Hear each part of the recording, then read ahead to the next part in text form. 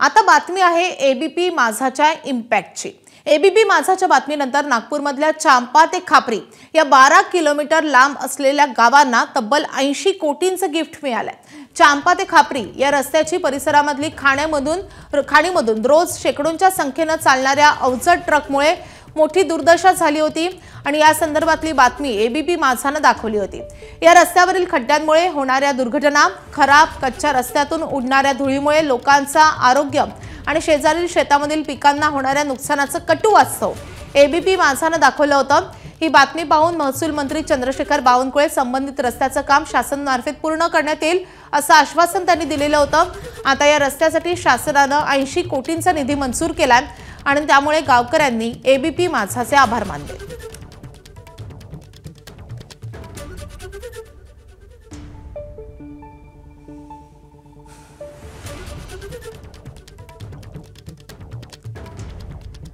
निधी मंजूर झाल्यानंतर आता गावकऱ्यांनी एबीपी माझाचे आभार मानलेले आहेत।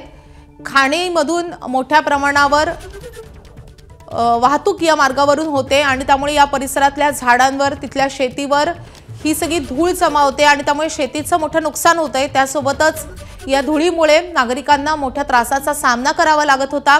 या संदर्भातलं वास्तव हे एबीपी माझाने मांडलेलं होतं। त्या संदर्भातला एक स्पेशल रिपोर्ट केलेला होता आणि नंतर चंद्रशेखर बावनकुळे यांनी या घटनेचा, या रस्त्याची दखल घेऊन यासाठी आता 80 कोटींचा निधी मंजूर केलाय आणि त्यामुळे आता गावकऱ्यांनी एबीपी माझाचे आभार मानले।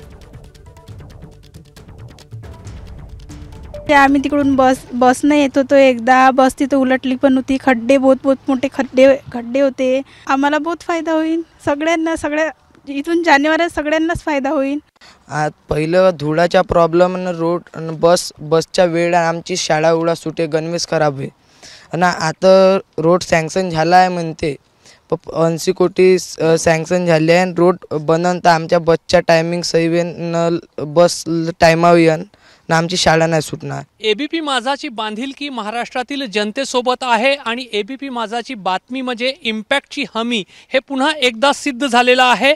2 दिवसापूर्वीच प्रशासनाने हा जो चांपा ते खापरीचा रस्ता आहे त्यासाठी तब्बल 80 कोटी रुपयांचा निधी मंजूर केलेला आहे आणि नेहमीसाठी सिमेंटचा पक्का रस्ता या ठिकाणी बनवून दिला जाणार आहे। त्यासाठी 80 कोटी रुपये मंजूर झालेले। आपल्यासोबत हळदगावचे सरपंच आहे। किती आनंदाची गोष्ट आणि किती वर्षाची समस्या सुटली सर? कमीत कमी हे आता समजा आमच्या पिढीची नव्हे तर समोर येणाऱ्या 2 पिढीची समस्या सुटलेली आहे। आम्ही वारंवार पत्रव्यवहार करून हर एक डिपार्टमेंटला आमची दखल नव्हती घेतली जात, पण तुमच्या न्यूजमुळे बावनकुळे साहेबांनी ही दखल घेतली आणि जो 80 कोटीचा हा पक्का सिमेंटीकरण 50-60 टनाचा जो रस्ता उपलब्ध करून देणार आहे, तर आमच्या गावकऱ्यांच्या वतीने आणि आमच्या सरपंच, आमच्या पूर्ण टीमच्या वतीने, आमच्या परिसराच्या वतीने मी खूप सरांचे आभार मानतो आहे सर। तर गावकऱ्यांनी अगदी चांपापासून हळदगावपासून पुढे खापरीपर्यंत अनेक गावं आहेत, या सर्व गावकऱ्यांनी अनेक वर्षांचा संघर्ष केला, आंदोलन केले, 47 दिवस रस्ता बंद ठेवला आणि त्यांच्या संघर्षाला आता एक फळ मिळालेलं आहे। शासनाने फक्त घोषणाच केलेली नाही तर त्यांच्या गावातल्या 11 किलोमीटरच्या रस्त्यासाठी तब्बल 80 कोटींचा निधी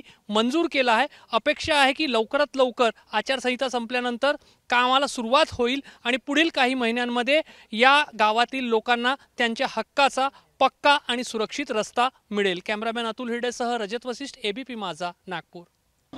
मी एबीपी माझाच्या संपूर्ण टीमचं, खास करून रजत वशिष्ठजी आणि संपूर्ण टीमचं मनापासून आभार मानतो। एबीपी माझाची टीम त्या रस्त्यावर गेली ज्या रस्त्यावर माणसालाही जनावराला चालता येत नाही। एबीपी माझाने हा रस्ता आमच्यासमोर आणला। मी एबीपी माझाने केलेल्या उत्कृष्ट कार्याचं अभिनंदन करतो।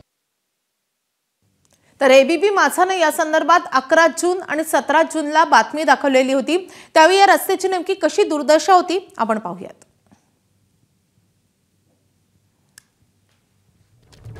आणि महिला अत्यंत धोकादायक प्रवास करतात। या महिला एकतर कित्येक किलोमीटर पायी प्रवास करतात किंवा धोका पत्करून आपली सुरक्षितता धोक्यात घालून ट्रक ड्रायव्हर सोबत ट्रक मध्ये बसून प्रवास करतात। त्यांच्याशी संवाद साधला आमच्या प्रतिनिधींनी, पाहूया।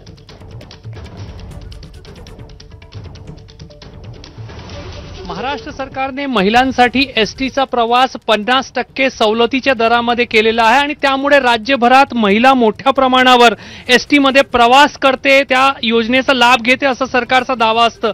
मात्र नागपूर जिल्ह्यातील चांपापासून खापरी फाट्यापर्यंत अनेक गावं आहेत.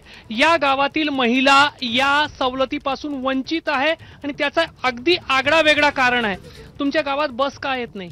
आमच्या गावात रस्ता बरोबर नसल्यामुळे बसचं काही साधन येऊ शकत नाही आमच्याकडे. आम्हाला जाण्याची पण खूप दिक्कत जात आहे. मुलांना शाळेत जायची अडचण आहे. मुली शाळेत जाऊ शकत नाही कारण का बस आहेच नाही. यामुळे मुली शाळेत जाऊ शकत नाही. समोरचं शिक्षण कसं करणार आहे? एसटी विभागवाले काय म्हणतात तुमच्या गावात बस का बस? इकडे रोड नसल्यामुळे आम्ही बस आणू शकत नाही. तुमचा रोड बरोबर नाही आहे. आम्हाला बस चालवण्याची दिक्कत जात आहे. आम्ही कशा कारणाने बस चालवणार आहे? मुलांना काही झालं तर आम्ही रिस्क घेऊ शकत नाही म्हणून आम्ही अशा रोडच्या कारणामुळे बस आणू शकत नाही. आम्ही ट्रकमध्ये जातो तेव्हा आम्हाला अशी भीती वाटते का ट्रकवाला आम्हाला काही म्हणत नाही.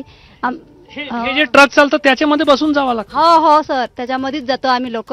आमच्या मुली पण त्याच्यातच जाते. कधी कधी बस नसली त्याच्यामध्येच जावं लागतं. मला बिलकुल सुरक्षा वाटत नाही कारण की महिलांना चढताना किती त्रास होतो तो महिलांनाच अनुभवतो. त्यामुळे मला खूप भीतात पण की ड्रायव्हर कसे असेल, चालताना त्यांना भीती वाटते, प्रवास पायी करावं लागते, बस काही येत नसते. त्याच्यामुळे महिला कशा भयभीत होत्या. रस्त्याने चालताना अनेक घटना घडतात. त्याच्यामुळे पण महिला अशा वंचित होऊन गेल्या. त्यांना सुरक्षा आहे असं काही वाटतच नाही.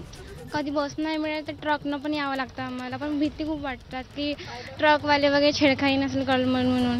महिला एकतर पायदळ प्रवास करण्यासाठी मजबूर आहे किंवा धोका पत्करून आपली सुरक्षितता जी आहे त्याच्याशी समझोता करून त्यांना ट्रकमध्ये ट्रक ड्रायव्हर सोबत प्रवास करावा लागतंय.